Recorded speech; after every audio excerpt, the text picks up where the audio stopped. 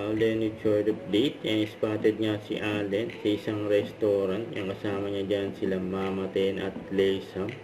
Yan si Alden, nakakap na Ferrari white. Saka naka-face mask. At mayroon pa nga sumakses. Yan, nakalapit at nakapagpa-picture kay Alden. At may kasama pang, ayun, Padilla pose. Sabi yun.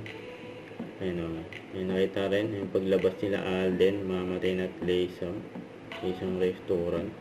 So ito pa yung picture ni Alden sa birthday ng anak ni Joyce Cheng na si Baby Olivia. And present din siyempre si Ninong Alden.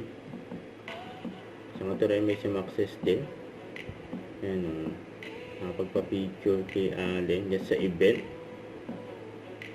Ayun, ginulat pa nga si Villamontes ni Alden eh. Surprise.